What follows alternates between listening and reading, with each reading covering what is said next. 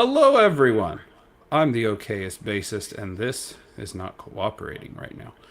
Oh, how do I stop it? I just want me. Just me right now. The rest is a surprise. Why are you making noise? Stop it. Turn off. Okay. I just messed that camera up. Oh no. It's all falling apart. It hasn't even started. Stay. Okay. Hello, everyone. Again, I am still the okayest bassist. Not the okayest streamer or YouTuber. Welcome to the BASSics 41. This is the live stream that I do basically every week, trying to teach some of the things I somewhat know, and then see if I do a decent enough job that people come back. That's pretty much how that goes. These are lessons, snippets of lessons geared towards newer players. So a lot of the things I cover are things that an experienced player might already know. If you don't already know it, no problem. Usually I don't start with technical difficulties, but I was trying to get a thing set up to be better, and it kind of worked. So today, if you saw the updated title, today we are looking at tools 46 and 2. This is Gorthauer, my newest bass, just came in. You won't see a video on this for quite a while, but we can give a quick beauty shots here. It is based on the eye. Oh, turn it that way. The eye. Oh gosh, now I'm breaking everything. The Eye of Sauron from Lord of the Rings, and the fretboard is the Black Speech. If you look up flame instruments, you will be able to see the making of this bass. So there's something. For you guys, this should be on the left-hand side of the screen. We can see, again, the typical way that I've been doing this, 46 and 2 by Tool. Tuning on this is for a 4-string guitar tuned to D, A, D, G. However, the D and the A don't matter because everything we're going to be doing is on these bottom 2 strings. So that's pretty much it. We can see that it's using no capo, key of D minor, and the intro is what we're learning to play. The rate of play is 79 beats per minute. Timing is 4/4. Really interesting for a Tool song because they love to use all sorts of crazy timing and change it all over. We've talked about the bars. We've talked about what the measures are. We've talked about what the lines connecting the other bracket lines all do at the bottom. So I won't get into that. What we are going to talk about, it does have the carry line, so it's chords that ring through and carry into the next one. But today's lesson specifically is about the letters above the numbers. So at the top of all the bars, you can see H's and you can see a couple of P's. So what those are is a hammer-on or a pull-off. So if my camera will stay connecting, that would be great. So you can see that the first note is just an open on the D string. It's easy enough. Then we're on the 7th fret of the G, but then we see an after that back to the 0, and then we see a 5 tied to a 7 with an H. That means it's a hammer. Oh goodness, sorry about that. Raise that microphone just a little bit. So that is a hammer-on, so that means you're plucking the string on the 5 and then slapping your finger down on the 7. That's a hammer-on, so it would be... Next you'll see it's another 0, but then we're down at the 8, and you have a P. That is a pull-off, so you're going to fret both of the notes, the 7, the 8, and the 7, and then you're going to... Whoop, you're not going to pull it off the fretboard. You can hear that slight plucking. That is the pull-off. So you have the 0, 7, those are slower than the rest of it, which is all at the same tempo, note, note, note, note, note. So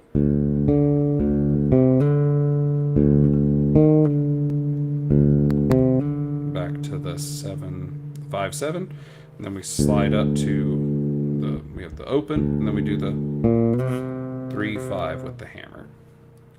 So if we put all of it together,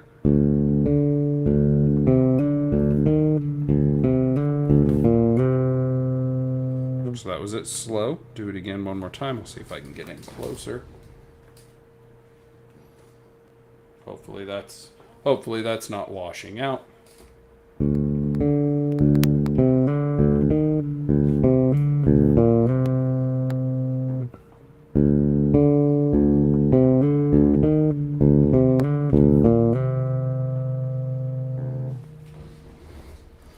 So hopefully you guys could see that all right. Of course, when they play, they're playing it a bit faster.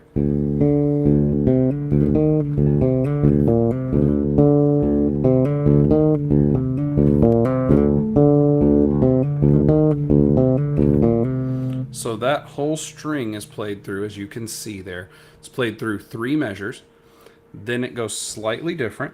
It goes the 0-7, the 5-7 hammer. Then we do the 8-7, but then we drop all the way down to 12-11, and then back to the 8-7. So if we were to play just the last part, then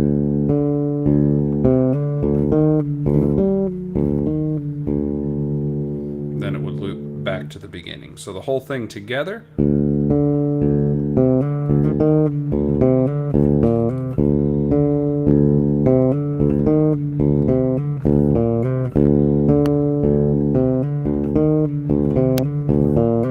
Then we change.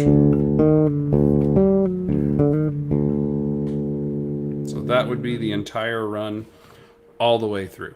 So I'll give you guys just a minute to get the screenshots or anything you may want. Again, all of the sheet music, the tabs that you see. I really like how it's all from Ultimate Guitar. This is from their Pro Suite. I paid, I think, $20 a year for it, and at $20 a year, it's less than $2 a month. That's not bad. Let me remove the close-up. Okay, so I'll let you get your last screenshots in case you want that sheet music. Gonna get rid of the other camera. Get rid of the other light, because I don't need, I'm pale enough, I don't need to be whited out that much. Okay, going once, going twice. Boom, back to me. So that is a very simple, probably overly simple because I'm an overly simple person. That's a very simple way of talking about that. Let's look at the comments so far. Got Charles Widmore. Is there anybody out there? Wow, I caught it. Proper says looking good. Thank you. I presume you mean the bass, not me. I could not see last week's and never showed up in the notifications for some. Huh, that's weird. Then Proper and Charles saying hello. RC says, wow, that thing's crazy looking. I presume you mean me, not the bass at that point. It's pretty cool. Obviously, the bass is what's cool. Kind of has Led Zeppelin vibe to it, maybe in the light. Kind of. I mean, it's very much the flaming eye of the Dark Lord Sauron. But hey. And then the black speech on the neck. Very spiffy. Makes me very happy. This is my favorite bass. This beats out Ainz or Albedo. Also, the shape's really neat. And it has Ibanez headless tuners. So they're like the best ones I've ever used. So that is our short snip of a lesson. Again, hammer-ons and pull-offs. They are in a decent bit of music. Not a whole lot of music that at least not a whole lot that I play. If you do stuff with taps, you'll have a lot of those. Not the military song taps, just tapping to play. But I figured that was a song I'd been working on. I'm kind of okay at it. So I figured I could talk about what I have seen and what I have learned. Another one with the hammer-ons with Tool is the more common, popular one that they play, which would be Schism. Spoiler alert: the next one I do, I'm going to try and do Schism, but I am awful at playing it.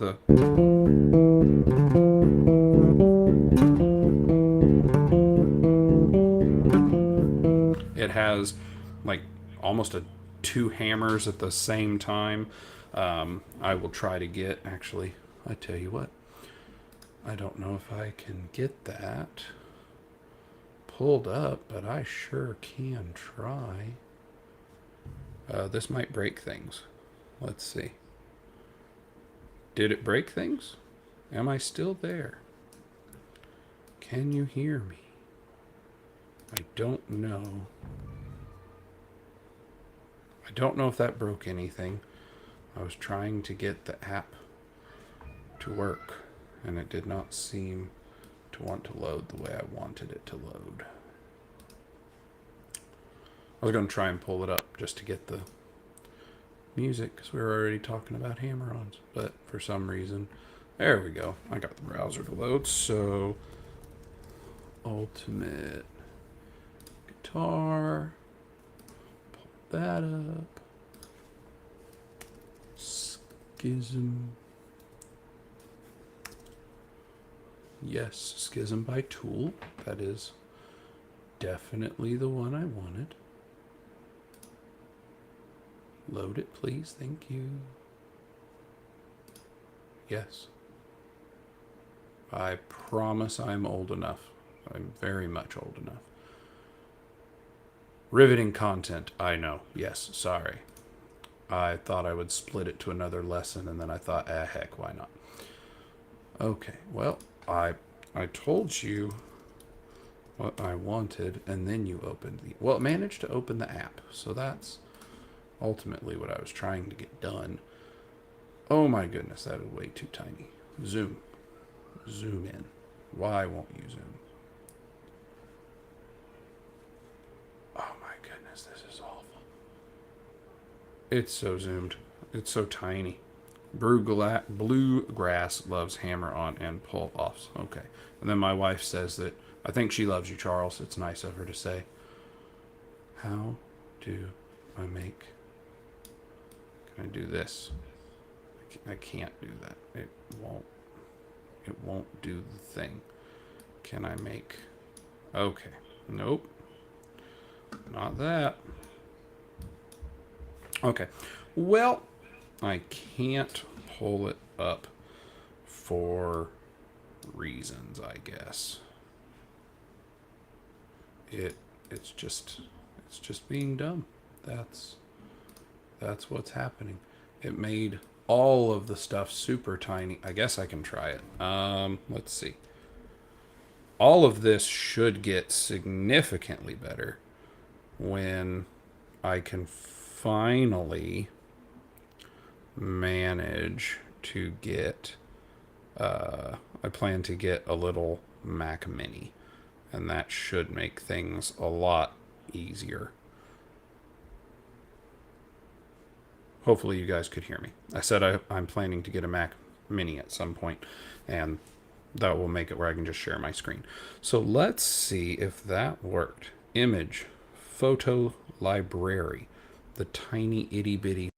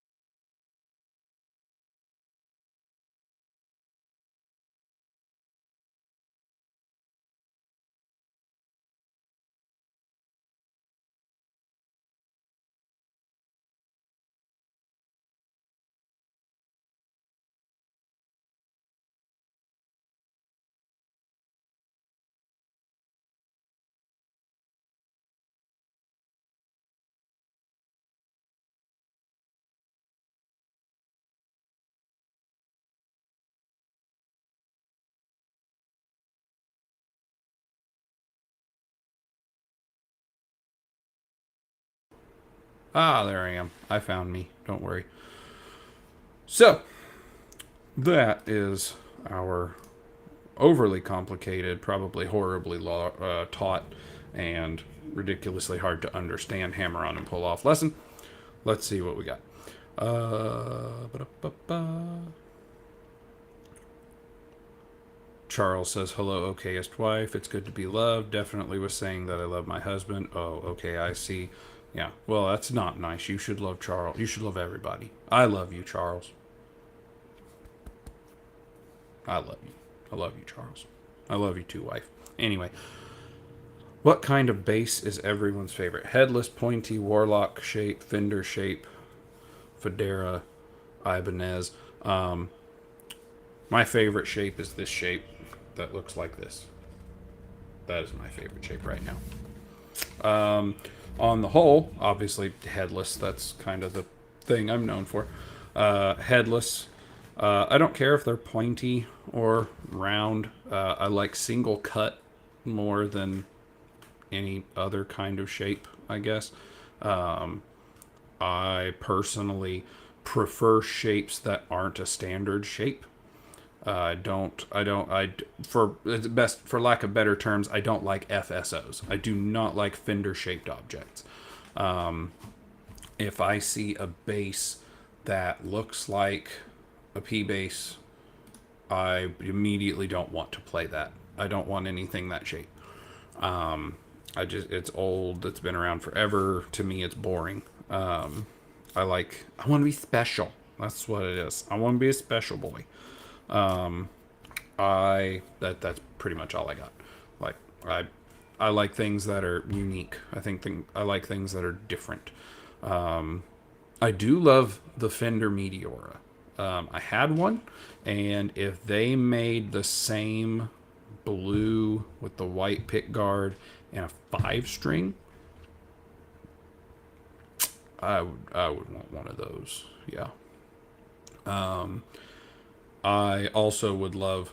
I've talked about it before. I actually talked to Adam and some of his people over at Close about getting one of the silver burst ones, kind of like what Bully has, and then sending it to them with probably a set of EMG HZs, the 45s, and asking them to do the body work and mount a 5-string neck, like one of their Fender 5-string replacement necks, but with of course, since it's close with carbon fiber, I think that would look really sharp. But not even counting buying the body, we're talking like $1,200-$1,500 to do that. So, no, not that interested. But no, if I were to answer the question, which I already did, and I'll say it again, I prefer things that are, well, like me, abnormal. Sorry. I prefer things that are abnormal. I don't like things that are what people have seen forever and a day. Hence why Eins and, if I can figure out how fingers and cameras work, how Eins and Albedo are, and then of course this, like things I like the Ibanez EHB bodies. I like because they have the longer horn. If they made a single cut, that would be super freaking awesome. But they have the longer horn. They're kind of offset, but not being ridiculously offset. Like the Meteora is an offset to an extreme, and I like it. I like Explorer bodies. But the EHBs are like a good all around. They're weird looking, but they're not outlandish. But things like the Fodera there, the F10 by Sire, or this Court 5, those are also single cuts. I really like those. As close to a normal shape as I would do is probably the, SGR or SR 505E, whatever it is. It's about as close to a regular shape. I mean, I guess there's the close Apollo. It's close to a regular, but it's not. It doesn't look like a P bass, so I'm good with it. The Strandberg's cool looking. The Court Space 5's cool. The Hills has a neat shape. My brother-in-law did put me onto GOC guitars. I believe they're designed in the United States. I think they're made in China, and they are apparently releasing a Dingwall competitor base, like 37 to 34 inch, but it's headless multi scale. It has a really cool shape, and I'm gonna see if the okayest wife will let me get one when they're available. Probably not, because I'm out of bases and I'm out of base money. But you never know. We will see. Hot take. I think that the shape of the bongo is ugly enough that it's cool. Looking like a toilet seat isn't bad if you go all the way back. I'm pretty sure the very first video on the channel is the one I made where I used Microsoft Paint and a screen recorder to I chopped the body off of a bongo and attached it to the body of the USS Enterprise from Star Trek, and then just wiggled it around on the screen while voiceovering an awful parody of the Star Trek Next Generation opening. You can go look at it if you want to. It's stupid. I've shown it to a bunch of people because it's stupid. And that's why I like it, because it's stupid. But, like, I like the bongo. The Sterling bongo in purple is supposed to be coming out. My buddy Tim at Sweetwater, shout out to Tim, says he has one on hold for me whenever they get them. But it doesn't say that it comes with passive option. I emailed Sterling. They sent back that it doesn't have a passive option, but there are a variety of tones. So Tim is going to see if the folks at Sweetwater can take that bongo and just add in a passive switch, because Sterling did say that they're passive pickups with an active preamp. So that he's going to see if their people can just throw in a passive switch to bypass the entire EQ. If that's the case, I'm supposed to get one of those sent to me to try out. It would probably replace the sound gear, the 505E, the purple one, would probably replace that. And then the Court A5 right here, that's on Reverb for sale. If somebody wants it. It's in the same situation. Has all active pickups that require power. And according to Court, you can't bypass them, which is weird because it's the exact same pickups that are in the Space 5, and it has a passive switch. So it's something with the preamp, and I don't know enough to bypass a preamp, and I'm not going to try that myself, and I don't want to put, $100, $200 into it to have the luthier who I know bypass the preamp. I don't want to deal with that. I'm not going to put money into it. So that thing's going to get sold at some point. And then that's like the bongo in my brain. If everything works out to the coolest degree, the bongo should replace the sound gear, and then the ROC will replace this, and then there's nothing on the horizon that I'm interested in, because I have my lignums and I have this, and they're all wonderful. I don't need anything else either. I could be fine with just this one. But anyway, but that was a good question, Charles. I appreciate that.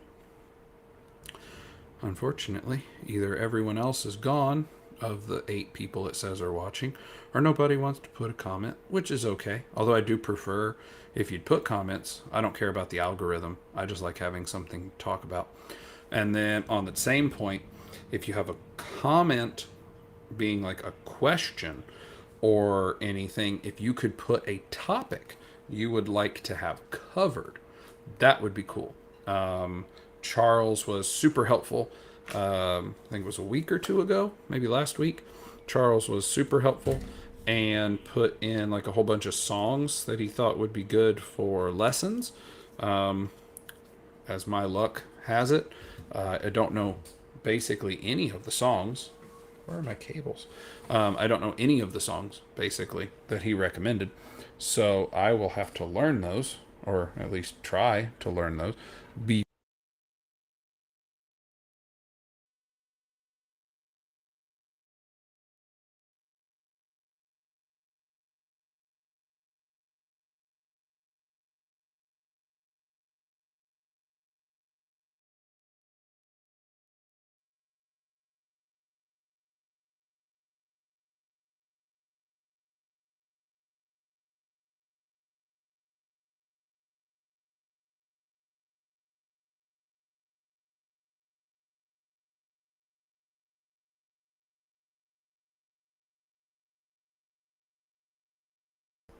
Stop being muted. I don't know if I'm still here. Hopefully someone will tell me if I'm muted or if I'm gone. I don't know what happened. I literally grabbed a charge cable and then everything went stupid. Anyway, Fender Meteora Blue with white ID on Guitar Center. Yeah. I mean, they're not bad. The $7.99 is a pretty good price. For a while, I think they ran at $7.99 new. Like, not right after they launched, but for quite a while after they launched, I think they went down to $7.99. I don't know if they just made so many and they weren't having enough sales or what. But I'm pretty sure for a while the brand new ones were going at $7.99, and then the price went back up to around the $1,000 mark. Yeah, I like the Meteora. Sounds good. It has a passive switch, so that's nice. It's just a 4-string, and I just don't care for 4 strings.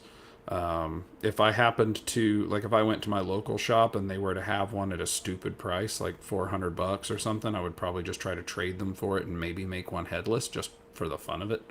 But I don't know. But anyway, I was saying before all the stuff happened, Charles put songs. The songs were mostly songs I didn't know, so I will do my best to start trying to pick up on those and learn those so that we can do cover them on lesson stuff. Thank you, Charles. Happy to know that I am back. So that is the plan, basically, going forward. Outside of that, that's about all I have. So unless anyone in the comments has anything else to say before any more catastrophic failures occur, I will sign off. Going once, going twice. Okay. As always, hold on. You're back. 2,500. Oh, no. I think the 2,500 is the, that's like because the original ones, the original Meteoras were the Fender, I don't remember the series name, Fender Player Plus. So the Fender Player Plus series is what the original ones. The ones that are in like the couple grand are the American-made ones that come in like tobacco brown, and there's like a urine yellow. I don't remember what it's called. It's like a goldish yellow. There are a few of those, but no, those are the ones that are like a couple grand. If it's one of the blue one, I don't think I can look. I don't think they had a blue one in the American series. You can take a quick look though. US made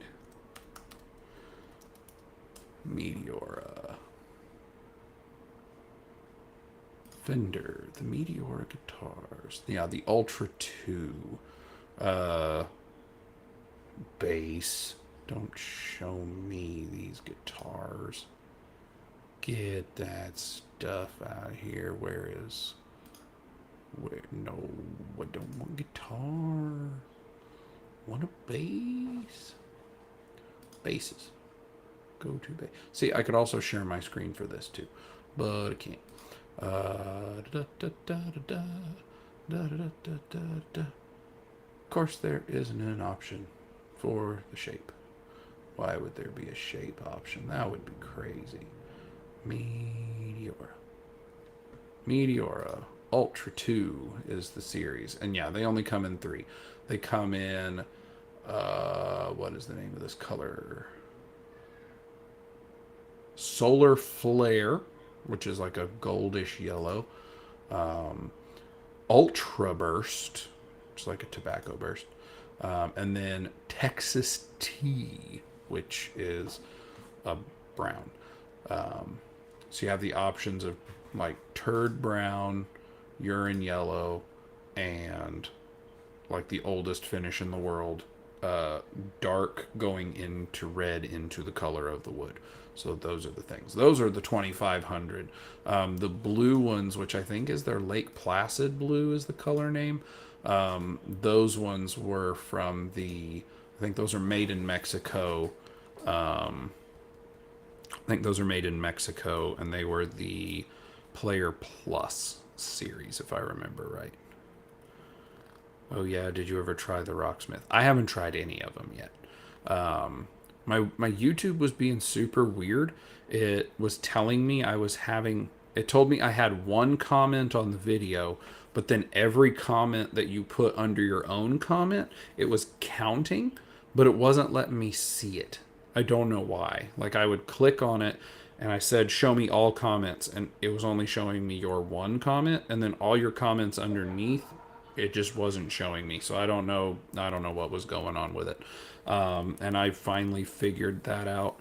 I think Friday, and then yesterday I was off, but we had a family trip to take, and then I was off today. But between church, lunch, kids, supper, and finally getting kids to youth and then getting back home, I just had enough time to get this set up. So that's what that is. I will start looking at the songs. The Rocksmith songs are up on the bottom of my list just because they're not songs with which I'm familiar, and I am not very good at learning new songs. I have to know the song before I try to learn it. So I put them in like an order of the songs that I actually somewhat knew. Like, of course, the Chain by Fleetwood Mac is one that I already know. I've actually played it and used that on the channel as like intro outro stuff. And then Sledgehammer is a song I know. Money, Sunshine of Your Love, Message in a Bottle. They're songs that I'm familiar with. I don't know how to play them, so I will have to figure that out. What do you think about strings? Are flats really better sounding? I hear they hurt your fingers. My Spectre has rounds, I think. No idea how old they are. I've. Okay, so anyone who's seen my videos knows my affinity on strings is for tape wounds. Every bass I have has tape wounds. As far as rounds versus. So, rounds, I do not like playing.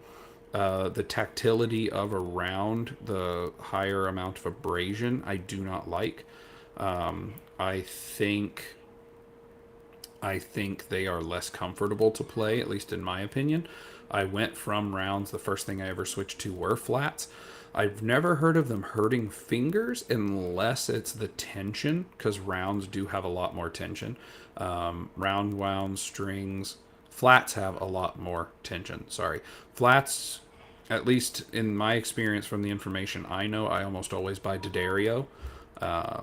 And the flats with D'Addario, their chromes have, I think, about double the tension of their standard rounds.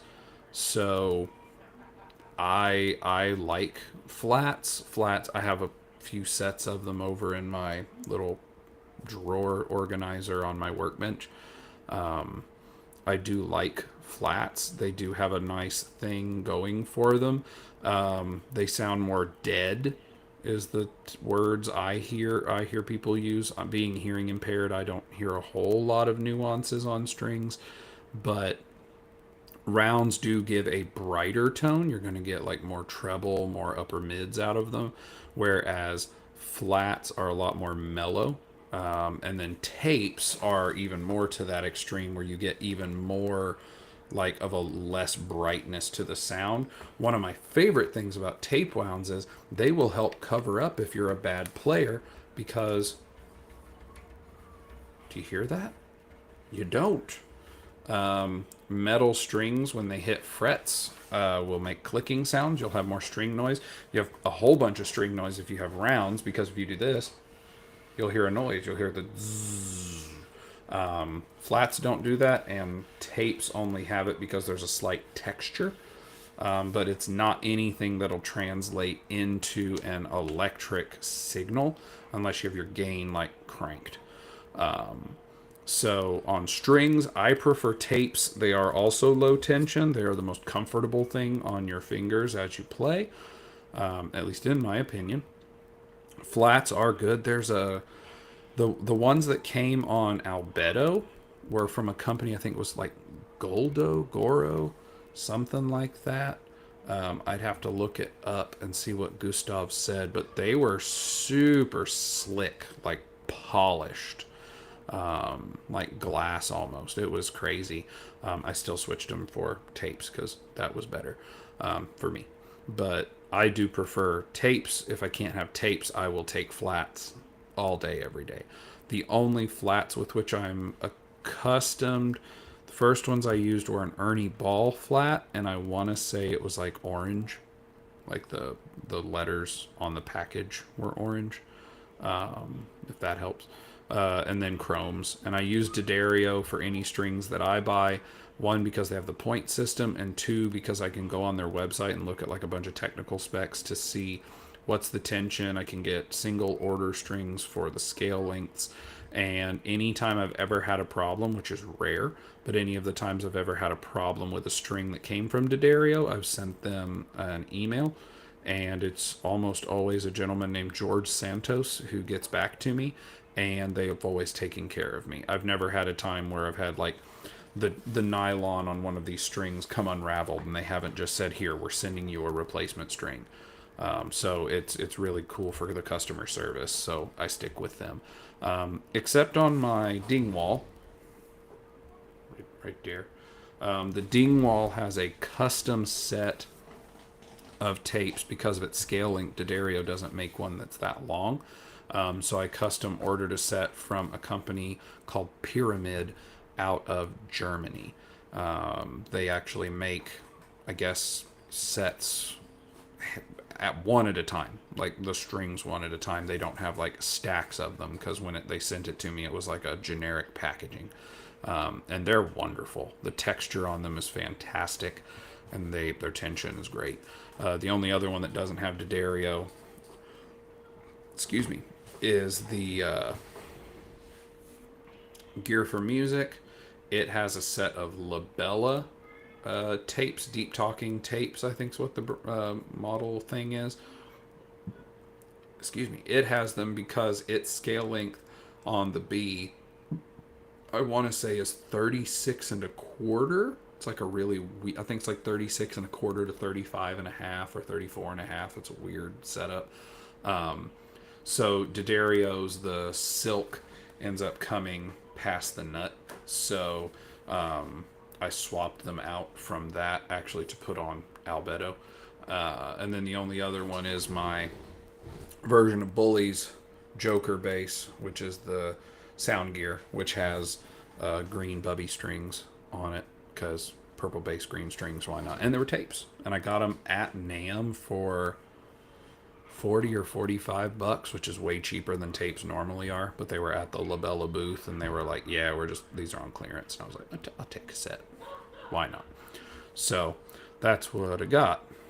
Go on YouTube and type in Rocksmith bass song name. Yeah, I will. I'm just saying, all I was saying was the songs I have, I'm going to do like the more commonly known songs, like I know, just so I'm better at it. And then I will go back through eventually and find those Rocksmith songs.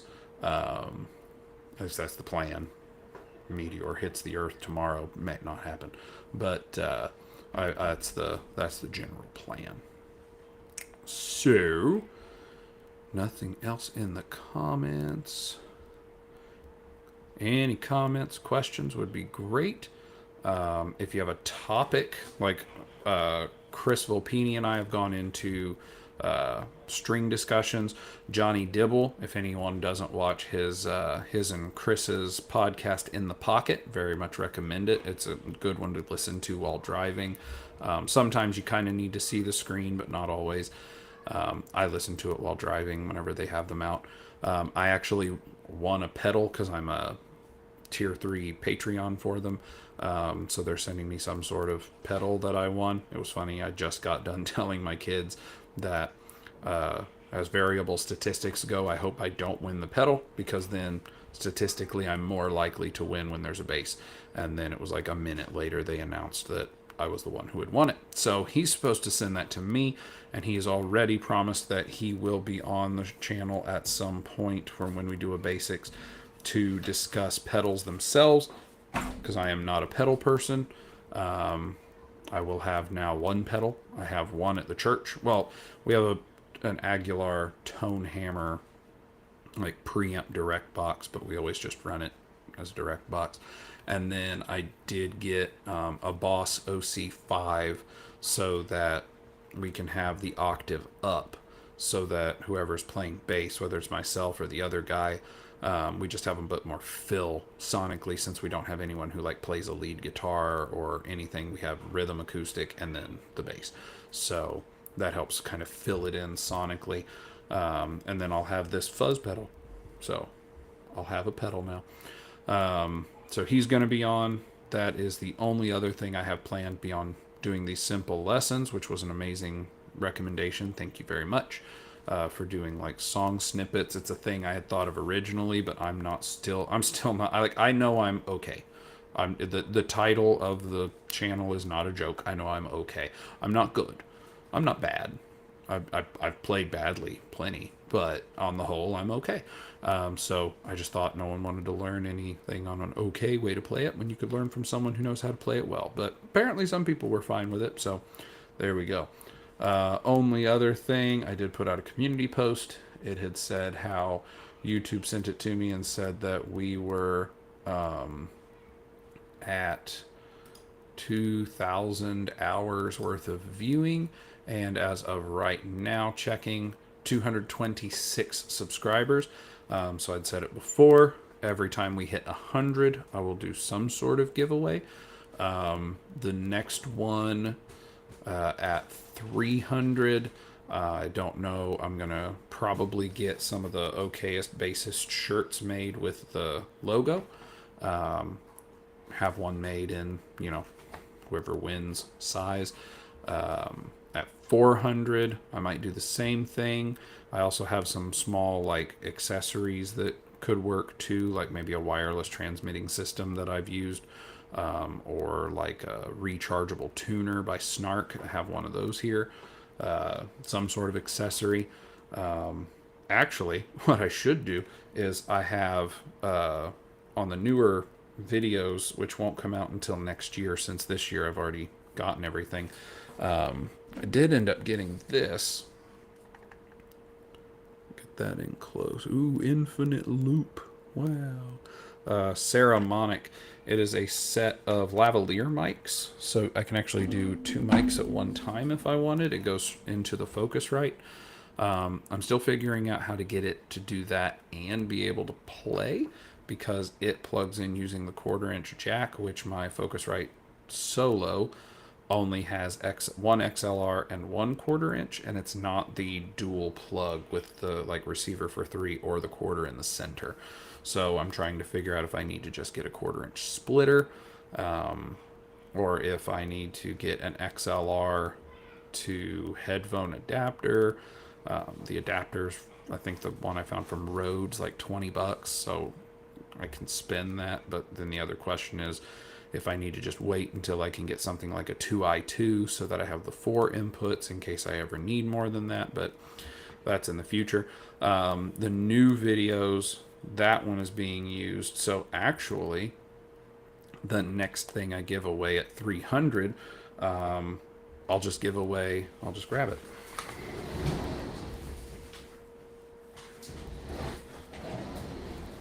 I will do a giveaway of the microphone that used to hang overhead, which is an MXL V250.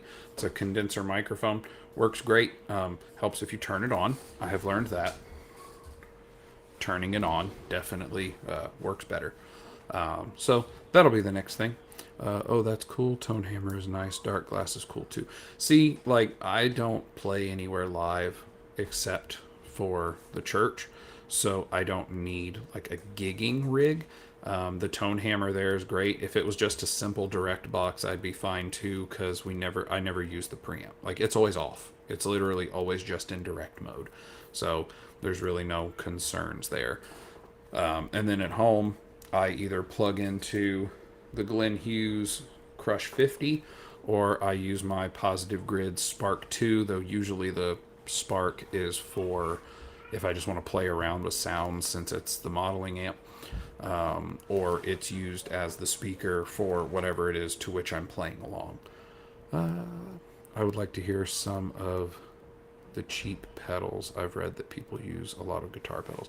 Yeah, that's a thing I might kick off once Johnny is on here. We're going to talk about pedals in general.